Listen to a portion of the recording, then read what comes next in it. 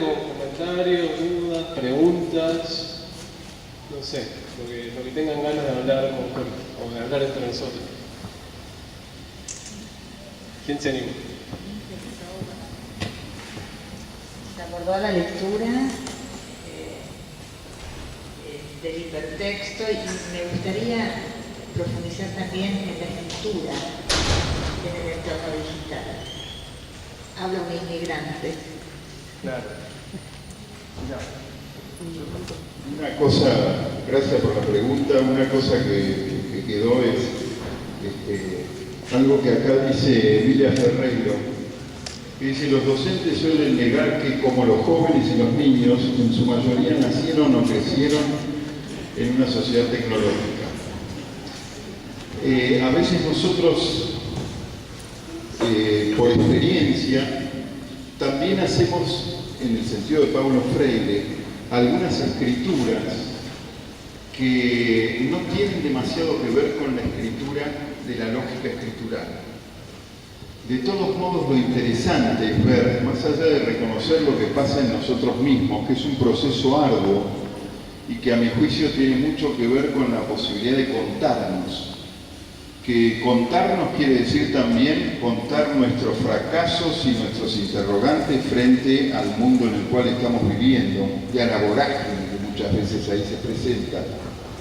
Me parece que es aprovechar las diversas posibilidades de escritura que nos da la escritura hipertextual, ¿no? Que tienen que ver con diversos géneros, podríamos decir, pero que también con diversos formatos, pero que fundamentalmente lo que nos tiene que proporcionar es la posibilidad de incorporar diversas narraciones y la posibilidad de contar nuestras propias historias. Yo creo que hoy día es un elemento central en la formación y en la educación en general, la posibilidad no solo de decir en un sentido, pero que a veces dice, bueno, el derecho a la palabra, el poder decir la propia palabra, etcétera, que viene mucho de Paulo Freire esto, y que a veces parece que fuera esto una especie de como generación espontánea de la palabra, sino cómo trabajamos la narración de nuestra propia historia, que a veces es la microhistoria de una localidad, de un pueblo, de un sector social, de un grupo étnico, de una identidad, etcétera, y a veces es la gran historia. ¿Cómo narramos eso? ¿Cómo narramos eso que somos, más allá de las narraciones que se hacen sobre nosotros? A mí me parece que en este sentido, todo el hipertexto, digamos, si uno se empieza a meter, aunque no esté como pez en el agua, nos permite una riqueza narrativa mucho mayor.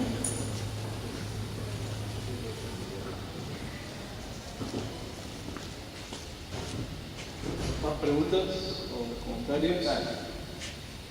Me parece que es interesante esto que dice Jorge, ¿no? De poder hablar desde la propia experiencia, ¿no? En estas semanas previas a la conferencia surgieron algunas inquietudes al respecto, comentarios. Hoy estaría bueno compartirlos con él hoy. Creo que no, o sea, no está lo lo que capaz que nosotros vimos más, y no sé si se hizo con Capiara, fue la relación que hay en las redes sociales, o sea, la importancia que tienen los chicos hoy para ellos las redes sociales y cómo se manifiestan de diferentes formas en las redes sociales que cuando están frente a frente. Sí. Eso creo que ¿Qué decías sobre eso? no, creo que, o sea, es sentirse ellos sin una mirada ¿cómo decirlo? Determinante o que nos marca al estar frente a una persona, en cambio al estar libres ellos frente a la computadora o frente a... se manejan de otra forma, se nota la soltura con la que ellos se mueven, ¿no? La libertad.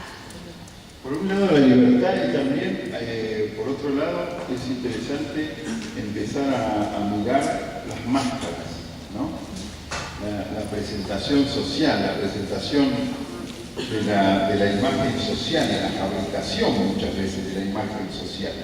Ustedes vieron que hay muchos chicos que incluso cambian su nombre, ponen, digamos, y depende también de la intencionalidad que se tenga en la participación en la red social, ¿no? Esto es muy variado. Hay quienes se ubican en una posición fóbica frente a esto.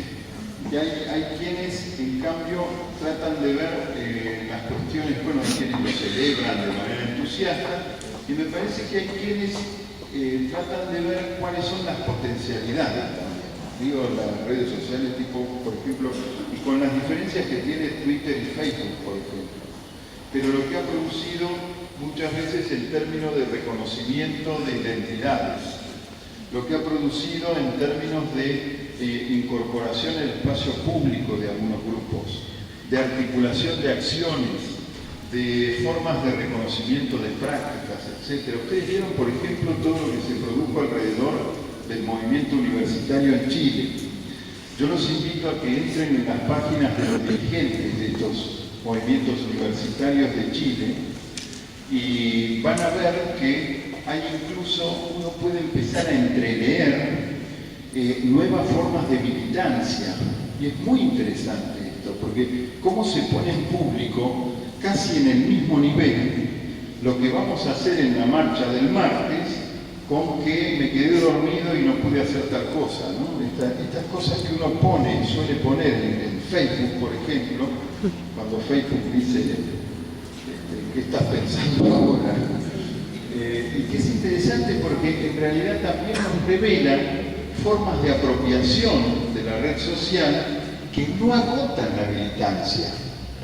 Porque esta es otra cosa de nuestro imaginario. Pareciera que las redes sociales mediadas por la tecnología se acaban en ellas mismas.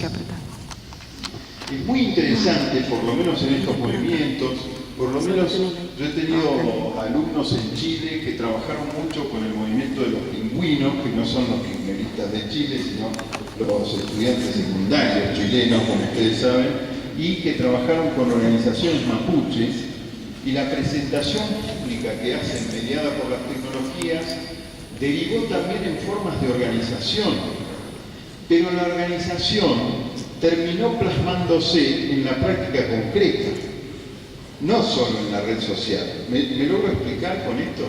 Esto a mí me parece que es central. ¿Cómo ponemos esto para mí, y lo podemos discutir, cómo ponemos en relación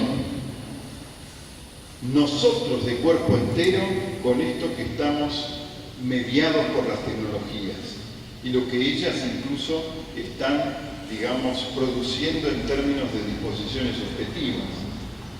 Allí yo hace mucho tiempo recomendé volver a trabajar la idea del periódico escolar de Freinet, que me parece que es central, que la cuento brevemente, pero es Freinet, bueno, por diversos problemas, él tuvo que poner en el centro del aula una imprenta manual, sobre todo porque había sido herido de bala y no podía desarrollar la clase. Estamos hablando de 1920, más o menos. Él había sido herido de bala en la Primera Guerra. Entonces compra una imprenta manual, la pone en el centro de la clase y empieza a producir lo que se llama el periódico escolar. El periódico escolar no ponía noticias de la escuela, ¿sí? Vieron que muchas veces ahora se hacen radios escolares y lo que se hace es contar que hicieron la germinación del poroto en biología. No es eso, no es para eso. Va más allá, ¿no? Entonces, no es para transmitir contenidos. El periódico escolar tenía mucho que ver con el reconocimiento que los niños hacían de su propia comunidad.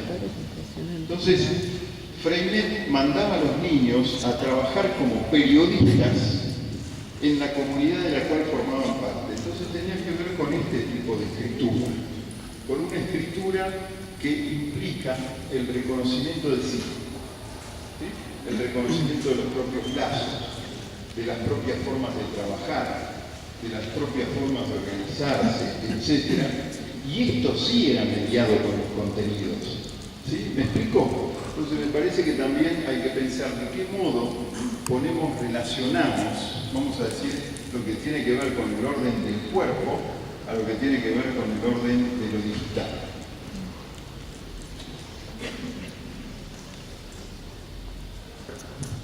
¿Alguien más quiera comentar?